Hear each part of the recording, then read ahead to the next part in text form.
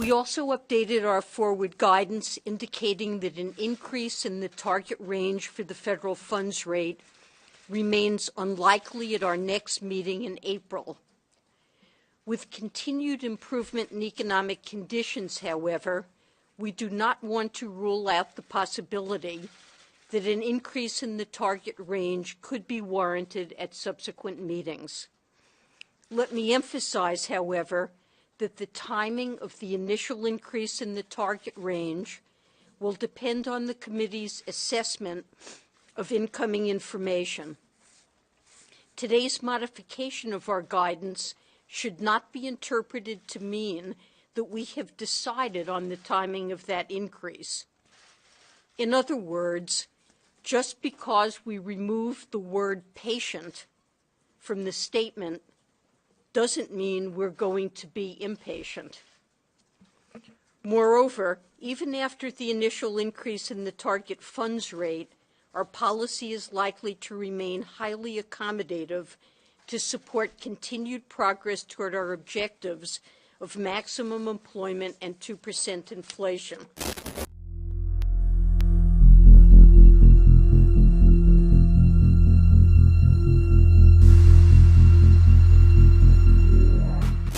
Before we get started, please check out our sponsor, Lear Capital. That's Lear Capital, the precious metals leader. Buy gold, buy silver, do it today. Hey everybody, I'm Christopher Green. You're tuning into AMTV, Alternative Media Television. It's raining outside right now. I don't know if you can hear the pitter-pattering of raindrops. Maybe it's tears. Maybe it's America watering its eyes. You know, I watched the Federal Reserve Chairwoman speak yesterday all day.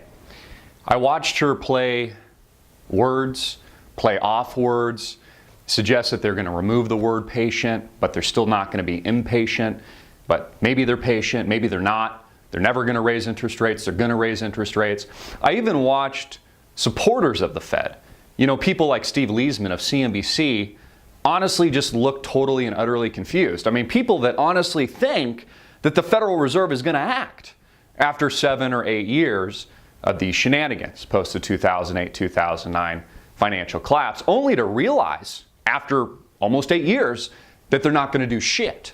They're not going to do a single gosh darn thing regarding interest rates. I mean, we're talking about raising interest rates from 0 by 25 basis points, still keeping it under 1%. So basically we're going from 0 to close to 0.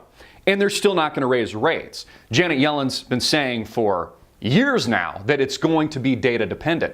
As soon as the data supports an interest rate hike, she'll be hawkish and not dovish.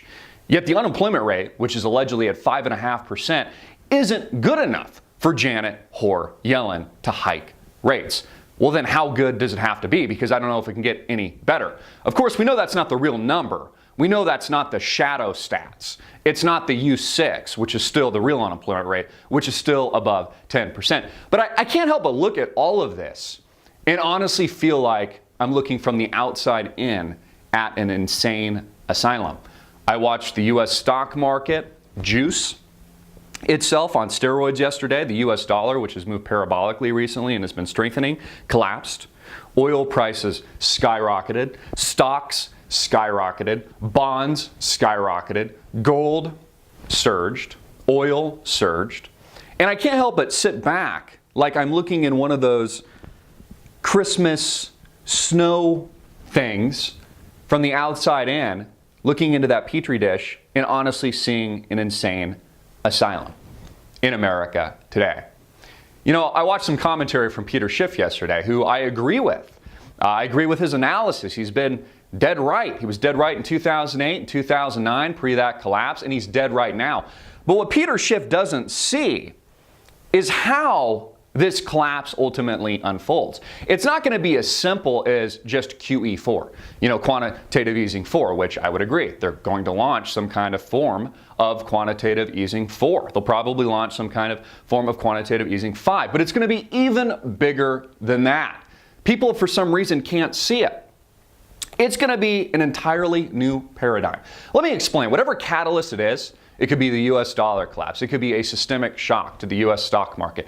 This year, let's say, for example, where the Dow Jones Industrial Average is cut in half. There's a drop worse than what we saw in 08 and 09, worse than the Great Depression.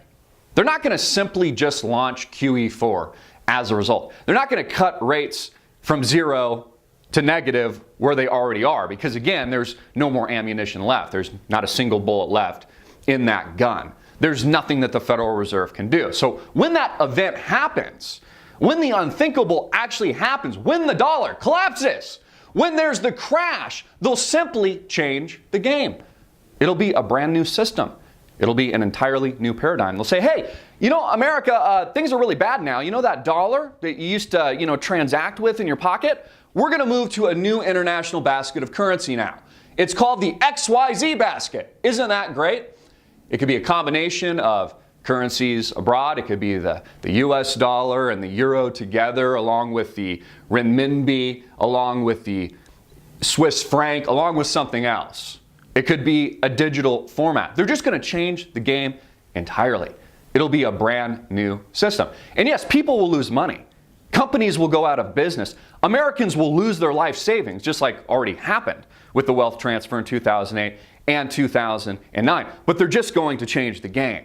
It'll be a brand new system. The question on everyone's mind won't be then, when will they raise interest rates? Because the answer to that question is they never are. They'll never raise interest rates. They're never going to normalize interest rates at all. They're never going to normalize the system again, because they can't. I mean, look at Greece. Greece is an example. It's a test sample for what's happening here in the United States of America. Ultimately, Greece is going to leave the Eurozone. They are either going to re-drachmatize, or they're going to do something entirely and completely different. It's exactly what the United States is going to do, and that will be the solution. It'll be a brand new system. It'll be a brand new paradigm. It's not going to be as simple or as easy as what we've seen in the past. That's what's happening. And you see, Americans don't realize any of this. I mean, if you're not wowed and in total and utter and complete shock yesterday watching the games that the Federal Reserve is playing, then you're not paying attention. You're honestly just dumb. Really, you're dumb if you're not shocked by the word games that are being played at the Federal Reserve almost 8 years post the 2008 and 09 collapse, with new bubbles, with a stock market that has tripled, with a bond market where we've seen interest rates on the 10-year go from 1.6 roughly, a low that we saw here recently, and then over 60 days above 2%. I mean, the lack of liquidity in the market is enormous. The price declines that we're going to see in the not too distant future are enormous. And if you're not in shock by the games being played, then you're honestly dumb, blind, or you're an idiot. One of those three, and none of those are a good thing. You see, Americans don't understand that everything has been lost. America has been raped. The system itself, the financial system, is over. It's just like the Constitution. The Constitution in the United States has been revoked. The sheer fact that the NSA can wiretap every conversation that all of us have, anti-constitutionally and illegally, proves that the Constitution has been revoked. Everything has changed. The Manchurian candidate that is and has made up Barack Obama and his administration has won. We no longer have the America we once had. It isn't America any longer. The new America is the America when you go to Starbucks and try to get a black coffee, they're going to engage with you about race. They're going to write race together on your cup and ask you about what you think about race relations. That's the new America. They might as well write Islam on the cup and tell me about the Prophet Muhammad, or write Jesus on the cup. When did these social elitists, these CEOs at companies like Starbucks, think and come up with the idea that they have the right to somehow merge their social consciousness with their businesses? Isn't there supposed to be a separation of church and state, with government and the school system? You know, corporations, I guess, can do whatever they want. But I agree with Kareem Abdul-Jabbar when he says likely there's going to be violence as a result of this. In fact, I think if a barista that makes $10 an hour wants to engage you on race and writes race together on your cup, you should give them a Black Panther pamphlet or a KKK pamphlet and engage them on that. We live in an insane asylum. This petri dish that is no longer America. This financial system that's no longer a system. Yet nothing changes. It seems that people aren't shocked by what's happening, aren't angry. And it only proves my point. It only makes me incredibly and deeply saddened, ashamed of this country, ashamed of its people. It's over. It's leading to war.